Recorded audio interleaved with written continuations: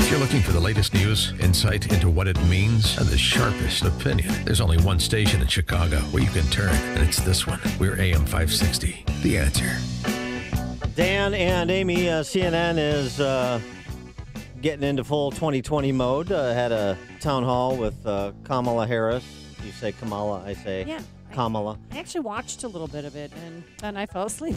Jake Tapper moderated. They're full in for Kamala Harris or other Democrat socialists. So they actually just hired another one, Andrew Gillum.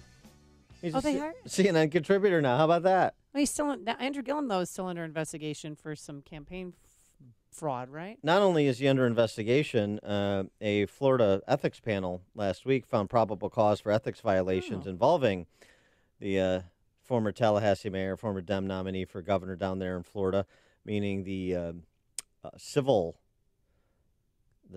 investigation moves to the next step, but to a hearing before an administrative judge, and no word on whether or not the FBI is still interested in Andrew Gillum's exploits as mayor of Tallahassee.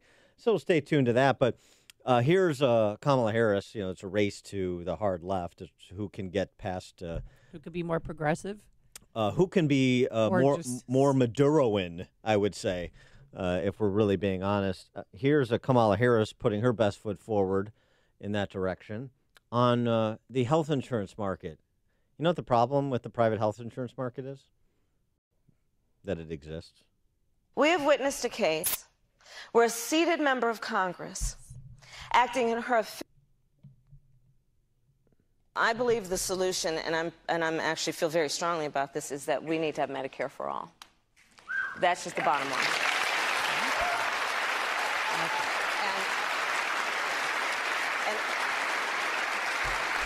Who are those Iowans I'll say this, clapping? And this is, I think, why you're also asking this question. What we know is that to live in a civil society, to be true to the ideals and the spirit of who we say we are as a country, we have to appreciate and understand that access to health care it should not be thought of as a privilege. It should be understood to be a right. Yeah, one of those new rights the left invented.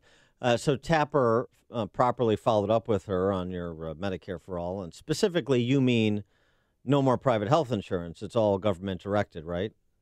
I believe it will totally eliminate private insurance. So for people out there who like their insurance, they don't get to keep it? Well, listen, the idea is that everyone gets access to medical care.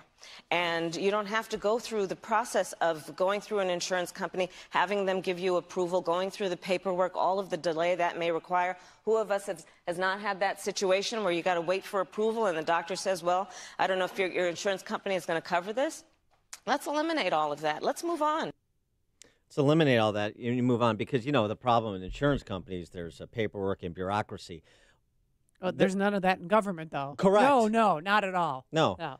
This is, the adult consideration.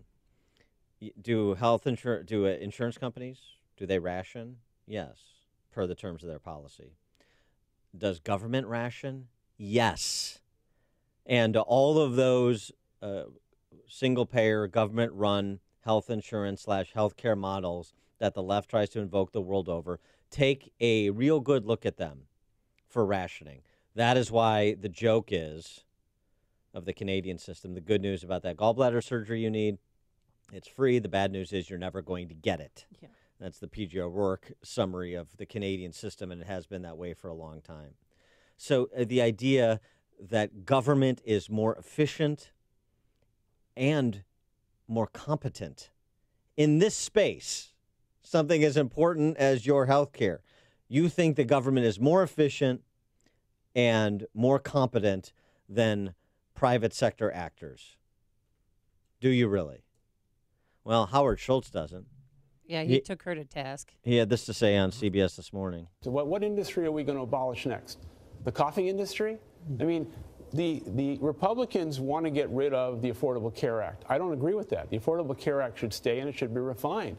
But to think we should get rid of the insurance industry, again, this is exactly the situation. It's far too extremes on both sides, and the silent majority of America does not have a voice. And that's the voice I want to give. Yeah, the problem with Howard Schultz, of course, is he just wants to slow walk the country to the same destination. For more on this topic, We're pleased to be joined by Steve Moore, Wall Street Journal columnist, chief economist for CNN. Steve, thanks for joining us. Congratulations on Andrew Gillum joining your team over there at CNN. Well, good morning, guys. And by the way, I was over at CNN that night that that interview was going on with Kamala Harris. And the interesting thing about it was I didn't know much about her. I'd never really seen her, and I thought she, throughout the interview, I watched most of it. I didn't watch the whole thing.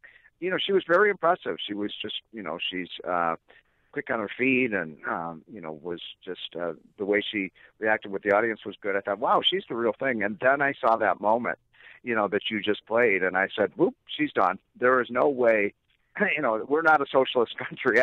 I pray that we haven't moved that far to the left. Where is it really true that the Democrats in 2020 are going to their message is going to be to the American people, we don't care if you like your health insurance plan. We're putting you in this new one. I mean, at least Barack Obama, as you may recall, remember when he was selling us the fraud of Obamacare, at least the rhetoric. Remember this, guys? It was, if you like your health care, you get to keep it. Right. Well, Democrats have thrown that. They're not even pretending you can keep your health care if you like it. And incidentally, I looked at at some of the polling numbers. It turns out about 75% of people who have employer-based health care, as I do, like the coverage that they have. They don't want Medicare for all. They want their own system. But I think what this speaks to is a broader point about what's happening with the left in America and the Democratic Party, that it has become almost Stalinistic in its view of we don't care if you want to do A, we're going to force you to do B. And that is so true when it comes to healthcare, when it comes to education. They don't want people to have choices. They don't want competition. They want government to run it. And that is a losing message with the American people. Well, they just want to hand out free stuff, and we'll take care of your, student loans and all that crazy stuff, liberal gobbledygook, as I call it. But Howard Schultz, if he does run as an independent, don't you think that guarantees President Trump a second term in the White House? I don't know a lot about him. I liked what he said. Well, I liked at least half of what he said when he really called out Kamala Harris for her ridiculous, preposterous proposal to take away everyone's health care. But look, I think the more if you get an independent candidate like a Bloomberg or the CEO of Starbucks, I think it almost guarantees the election of Donald Trump, and that's why Democrats are absolutely having a hissy fit right now about this. They are terrified of the idea of some kind of third-party candidate like. By the way, Bloomberg's pissed off because he beat him to the punch, because I think Bloomberg was thinking about running as an independent as well. So it's going to be an interesting race right now. But I'll make a prediction. I think Kamala Harris took herself out of the race with that statement that she made the other night. I want to go to other contenders for the throne on the left. I read a piece by Katrina Vanden Heuvel in the Bezos Post that Elizabeth Warren has come up with a big idea that could be a real game changer. Her wealth tax, 2% of assets over $50 million, and this is a big idea. This is great. By the way, Dan, that's just going to kill me. I understand. Exactly. That's why we're talking to you. This is somebody who actually would be affected. It turns out Switzerland has something like this.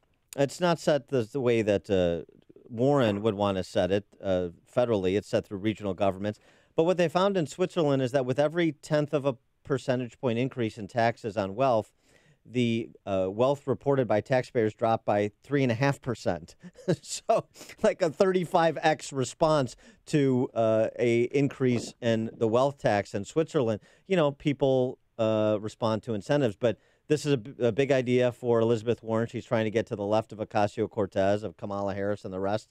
How about that wealth tax on people making more than $50 million or above their $50 million threshold? This is just equitable. Who needs more than $50 million? Yeah, well, there aren't that many people who have more than $50 million.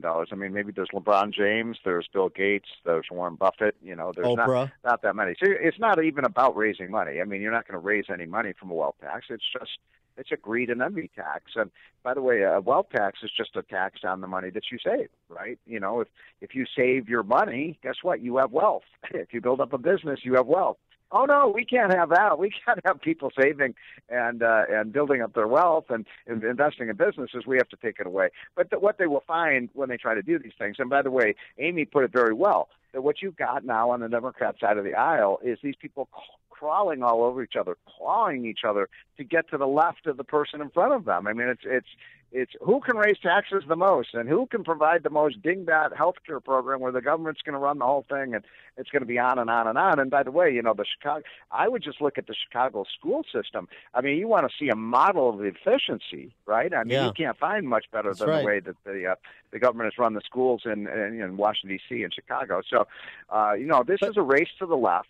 And I don't say this with any joy. I mean, when I moved to this town 30 years ago, there were level-headed Democrats like Bill Bradley and Dick Gephardt and Sam Nunn and Lloyd Benson and people like that. Those people would never be Democrats today.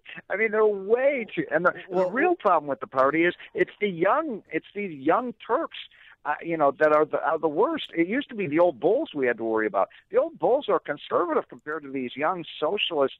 There's, as I said earlier, they're Stalinistic in the way they want to kind of transform everything in America. But wait a second. For these people making more than $50 million in assets, 2% above $50 million, 3% assets over $1 billion, that's just 75,000 households that would be affected.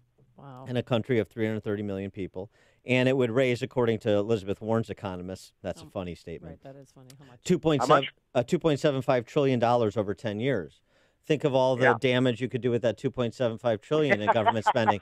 So, but what about that? Why should we? Did you say $2.75 billion or trillion? Trillion. Trillion. Good luck with that. I mean, these are Elizabeth Warren's economists. I mean, who can question them? But what liberals don't understand is people get really, really rich. For the most part, are not very stupid. You're not going to be able to. They'll look all over the place for that $50 million, and they're never going to find it because Bill Gates and Warren Buffett, those people, they all have the money hidden away in these big trusts. You're not going to get any money from that tax. It's all about just bashing the rich because they're evil because they were successful and achieved the American dream. That's what this is all about. We should call it the American Dream Tax. I like that. Good. Oh, that's a good response. All right. We'll workshop that. Steve Moore, Wall Street Journal columnist, CNN chief economist. Steve, how cold is it there? It's so cold. Chicago politicians have their hands in their own pockets. Hi-oh. Thanks, Steve. See ya. It's minus 23. And Stephen Moore joined us on our turnkey.pro answer line. Listen to podcasts of Dan and Amy from the AM 560 mobile app. Download it today at 560theanswer.com/mobile.